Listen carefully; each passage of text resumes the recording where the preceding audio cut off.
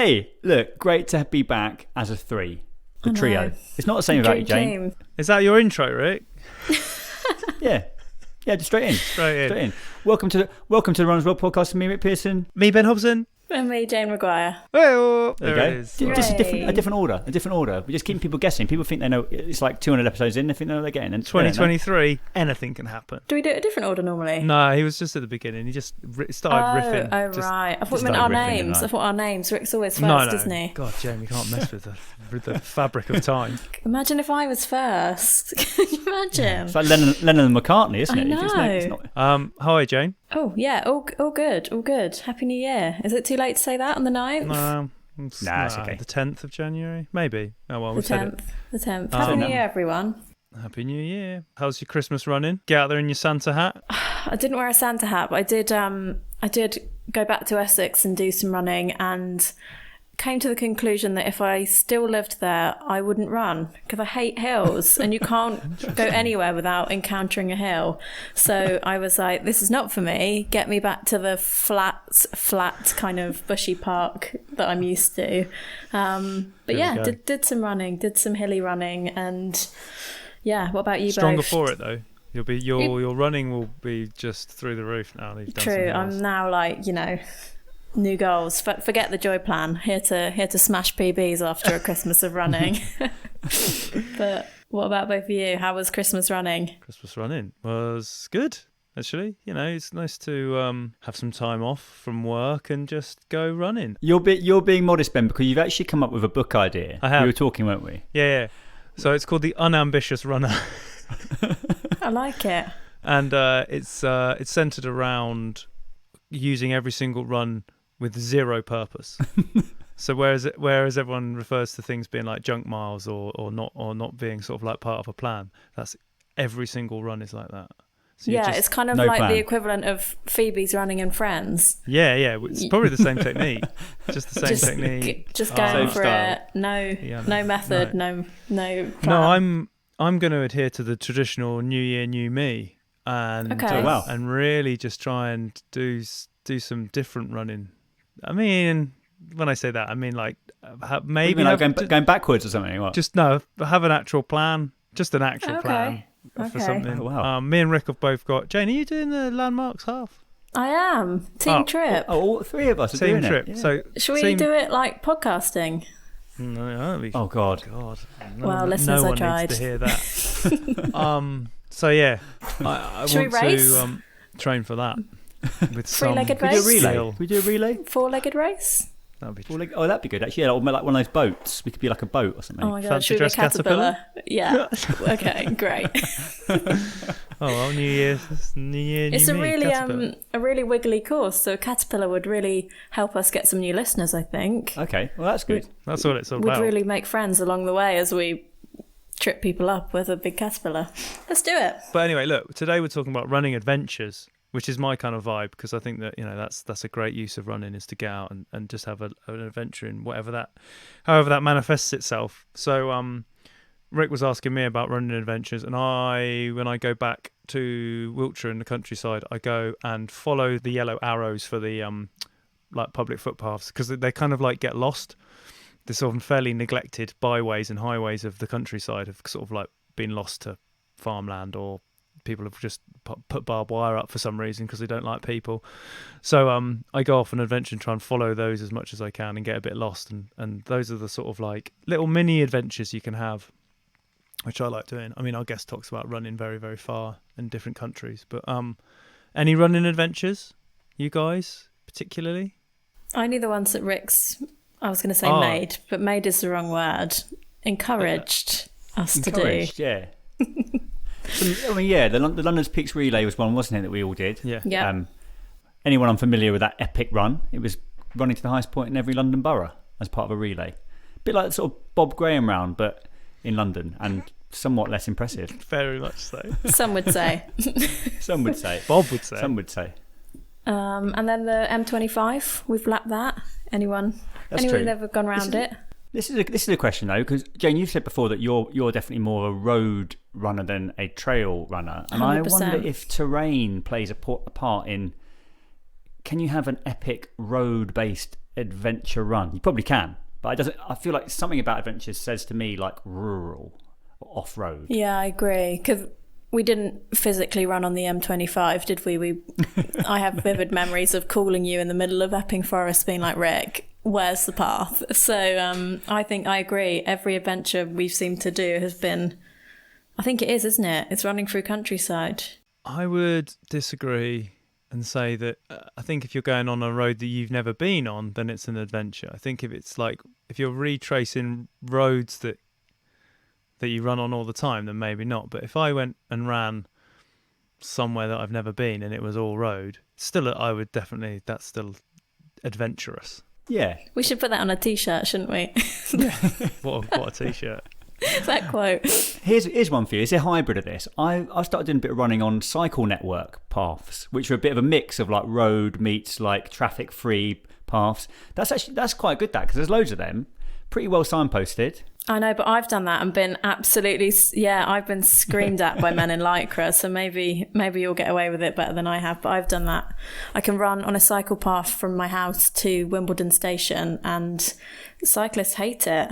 They really hate it. I'm not talking about cycle lane though here. Like I'm talking about like the cycle network. Do you know what I mean? Where it's like, it's like a share, it's like shared use, that stuff. It's James not like just in the I'm road. not in the cycle lane. I'm not saying that. Why can't you run in the cycle James. lane? Not in like, yeah, but like on. Yeah, fine. On If it's a on the if path. it's a shared pavement, that's different. If you've jumped off the pavement and you're in that gap between like the Oh no, I'm not like running in the road. Yeah. Hey, I'm still banging the drum for the running lane. Why haven't they got running lanes? Where are the running lanes? Hey, anyone involved in that active travel, stop talking about walking and cycling predominantly. Get your running in lane there would be as great, well. wouldn't it? That's Just zone 1 or whatever, or zone Yeah. 2. I think it Why? would be Why is that so radical? absolute disarray if you try to make a running lane on pavements. Imagine. I think people hate runners enough, don't they? Let alone if we try to make a running lane. God, they tried to It'd be tried like to going blame back everyone to for COVID times. Yeah, they tried to blame runners of COVID. They're gonna hate a lane anyway. Oh, can I try out a running joke on you? Because it's now my job to do the running gags part in the magazine, right? So here's what I've come up with. It's not very good. What did the running influencer do on their recovery day? I don't know. What did the running influencer do on their recovery day? Aqua blogging. Oh, I like it. Oh man, wow. You think that's good? No, not a good one. I think keep you trying. make I'll yourself keep laugh, trying. and that's the most important thing. Yeah, that's some nervous laughter that came with that joke. Like knowing it's bad.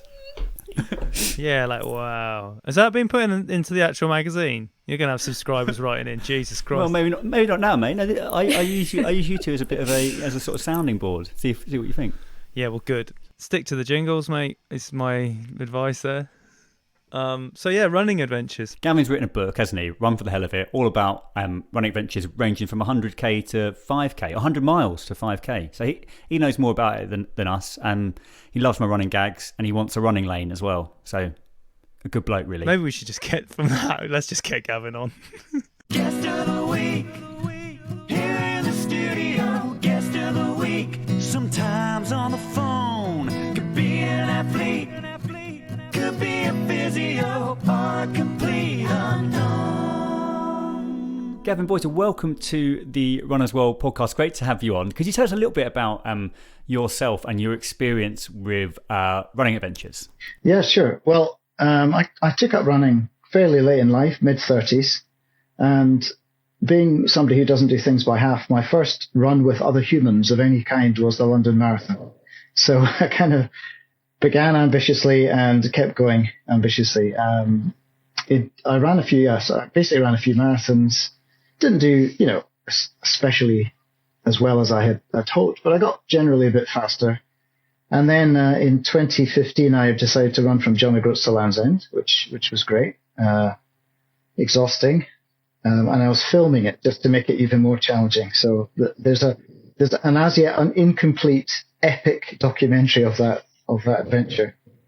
And then I met a partner, and we decided to have another crazy adventure together. So we converted a Mazda Bongo into a camper van, and together we travelled from Paris to Istanbul, except that I had to run it. And my partner had to drive the van. Yeah.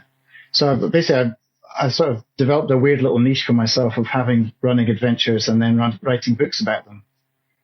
And that's what I've been doing for the last few years, really, along with, staking out a living as a copywriter, content writer, and occasional filmmaker. You also mentioned that you filmed that the jog bit. Is that going to be a documentary as well? Is that the sort of idea behind the whole process? Yeah, there's a downhill from here feature documentary. It's way too long. I mean, I shot about 450 hours of footage, and then the first edit was 12 hours long, which is of course insane. So I've managed to get it down to a mere 4 hours. But I'm thinking it might be a short series, and maybe for any sort of extreme running festivals who can cope with a 4-hour film, I might give them the full version. Must be quite hard though to condense the level of that sort of the scale of the adventure into sort of just a in a 90-minute window. It's quite you're going to have quite a lot of footage really to sort of do justice to the whole thing. I think so. I mean, I ran all these amazing routes, like the West Highland Way and the Great Glen Way and the Pennine Way, the Southwest Coastal Trail, all these sort of places. I didn't do just the roads, the straight, easy route. Well, easy route. The quickest, was it? Yeah. So the scenery is spectacular. So I thought, I want to do it justice. And a lot of things happened. A lot of things went wrong. There were injuries. There was me getting lost. There were falling out with the support crew and almost drowning in a Scottish river in October. So that was fun. So all of these things are on film, believe it or not. I'm just trying to make sense of it now. Well, we look forward to it. I mean, I know that obviously your latest book, Run for the Hell of It, you sort of look at 50 adventures that you had. So you are a good man to ask this next question to you. What do you think are some of the key ingredients of a good running adventure? What does it need? Well, I think you need to have a goal in mind which is ambitious, for however you define ambition. So, either takes you a little bit outside your comfort zone in terms of distance, or you're exploring a new place you haven't been to before, or you've set yourself some other sort of arbitrary challenge. So it has to have that aspect of you're not sure if you could complete it, and you don't know what you're going to experience during it. So if you have those two things, there has to be something extreme in however you define that thrown in there, I think, to take it over the edge from just being a nice run to being an adventure. Is distance like a key aspect of that? Do you think that's like the thing that people always think, if I'm going to go on an adventure, I need to go really far? Or for you, is the adventure just actually the run itself and the sort of the bits you get to, rather than like I must run for 500 miles or something? Well, I mean, in the book, I go through everything from the subtitles is from 5k to 100 miles. So I'd never run a park run. I like running long distances. I was a member of a running club for several years, but I'm not at the moment. But I'd never done a park run, so I thought, well, I should find out what this amazing phenomenon is like and just try it. Also, I'm rubbish at getting up on Saturday mornings. I'm more of I'm an early evening runner or an afternoon runner more than a morning runner. So I thought, well, I'm going to do this. And it was just after the park run reopened after the lockdowns. So I think they'd had maybe one or two before. The one I went to was absolutely pouring with rain. So that kind of gave it an edge of adventure as well. So I thought, I'm going to fall over on my face. And it was actually really enjoyable. But I'd forgotten what it's like to run 5K. So I'm used to running distances that's very slowly, fairly slowly. And I realized that, no, I have a 5K pace and I have to find that again. And obviously I didn't get anywhere near my previous PB, which was a long time ago now. But just that feeling of running flat out to the point of, eyeballs bulging, utter exhaustion, that felt adventurous to me. And even though I've done 100 miles and run across continents, it still discovered something new about running or rediscovered something. What do you think the appeal is, Gavin, of like a DIY running adventure as opposed to an organised race? Yeah, well, I mean, in an organised race, obviously, you're running along with other people. You have a wonderful experience, but there are certain parameters that will definitely be followed. There are cut-offs. There's aid stations. There's a structure to it. In the self-set DIY adventure, you don't have any of that. None of that safety scaffolding. You only have your own crazy definition of what this thing is. At the moment, I don't know if you know, there's a runner, Candy something or other. She's doing like 32 she's doing an ultramarathon every day, and she's done it for 65 days. I think I'm following her on Twitter. And she's no intention of stopping. Apparently she's got a 100-mile race in 2 days' time, and that's going to be just part of it. I don't know how. But so she obviously, she doesn't even know the parameters of that. She doesn't know when she's going to stop, or at least if she does, she's not telling anyone. So I think it's just about defining your own parameters and realizing that literally anything could happen. Even with the best support crew or the best planning, things are going to happen that you haven't scheduled for. Crazy weather, or getting lost, or just running out of fuel in a place where you have to run at least another 5 or 10 miles to get to anywhere that's vaguely civilized.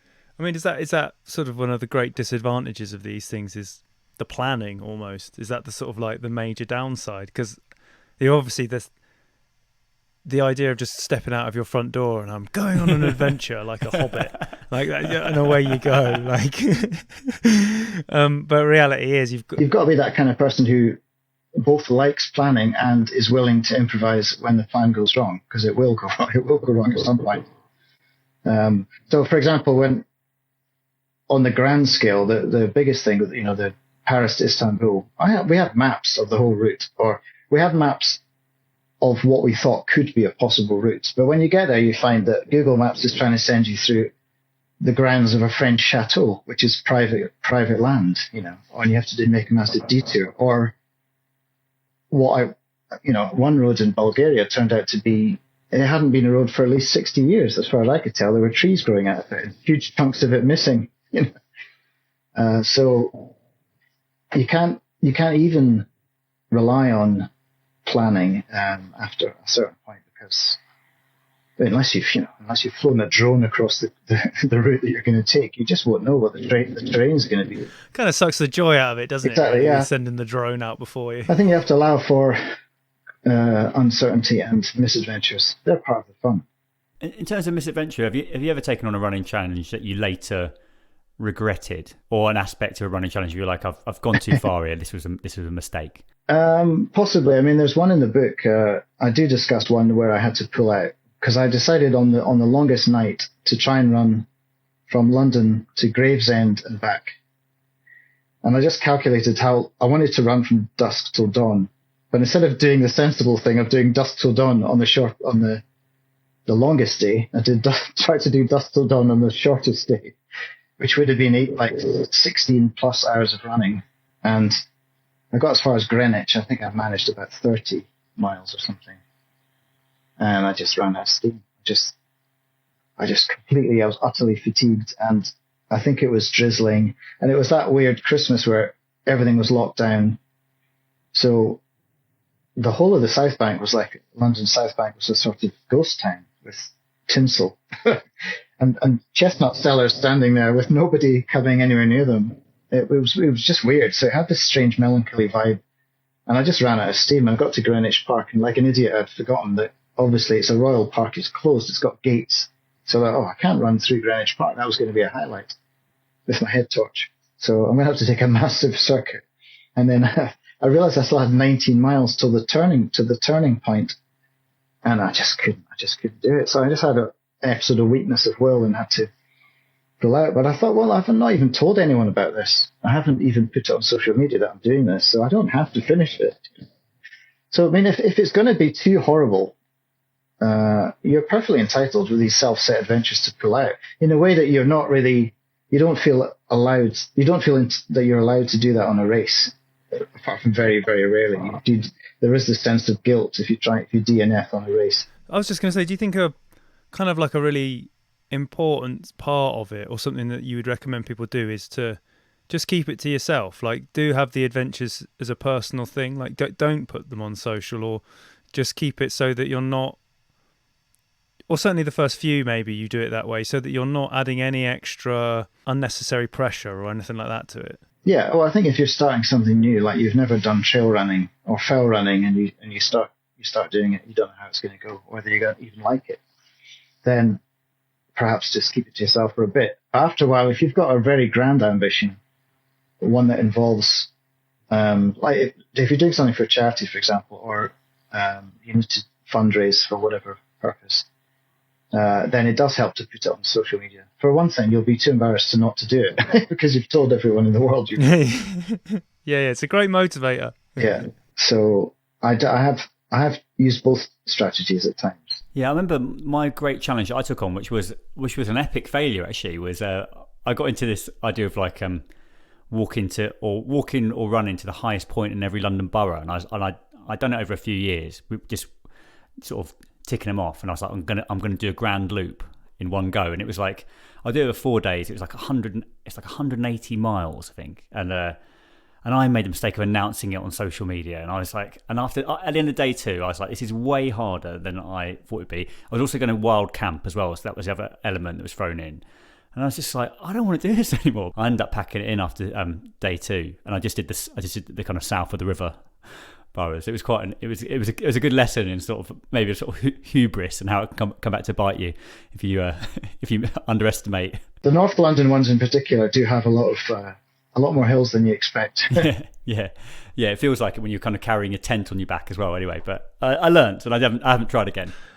Brick did actually make that into a collective relay that we did though. So he did, he the solo adventure became a shared effort. So is that something, when you obviously you adventured with your partner? Does that make a good running adventure, having sort of people with you to do it, sharing the adventure? Yeah, well, I did have a few experiences of running with others. I ran with Sean Conway, who I'm sure you know. He was doing his 15. He was running a marathon in every national park in Britain, or in mainland Britain, and he was doing it every day. So I think I joined him with a whole bunch of other people on his 13th. So it was very nice to meet him, because he'd written some very kind things about one of my books. I just wanted to thank him. Obviously, I'd read his stuff and sort of followed his adventures. He's quite an inspiring sort of self-motivated adventurer. And he doesn't, think of himself as like a fast runner or anything. And certainly after 30 marathons, he wasn't leading the pack, put it that way. But it was just really good fun to meet all these fellow crazy runners who set themselves these strange challenges and then follow through on them. Of course, it went wrong, like all of my often my adventures do, and I didn't get to the right car park in time, so I had to go to a different car park and meet them coming over a hill, which meant when they finished their marathon, I still had to get back to the van, and I'd left it on the other side of Pen y Fan, which is like a pretty high Welsh mountain, and I had to run that bit myself. And unfortunately, I got lost, of course, and ended up somewhere in some other village, and then had to run an extra 5 or 6 miles to get back. So I made it a 32 miler that day. You write in the book, in the intro, you said I think that you needed adventures. You felt like you needed adventures. Did your kind of 50 at 50 challenge, the kind of 50 adventures you went through, what effect did that have on your running? Did it reinvigorate you, or do you feel like it's time to take it easy for a bit? I wouldn't say I'm taking it entirely easy, because I have a 40 miler across quite a lot of the Lake District, including Helvellyn, and one that's called something lovely like High Street, which sounds very pleasant, but I'm sure isn't.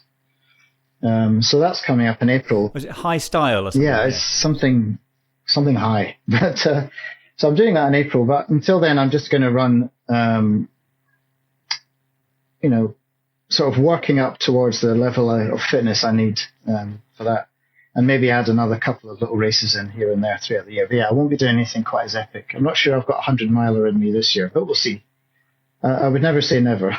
You never know when the adventure is going to come, right? I think that's sometimes the sort of the best thing with these sudden surprises of just like, oh, I've got an opportunity, or sort of a spare weekend that you didn't think you were going to have, and you can treat yourself to a little adventure away. Do you have a pack ready to go? Like, is there a set little kit now that you have that's like by the door in case you need to quickly go off on an adventure? Not quite as organized as that, but I have like a drawer where everything's, all the strange things they make you carry for races that nobody ever uses, like the whistle and the compass and all that sort of stuff.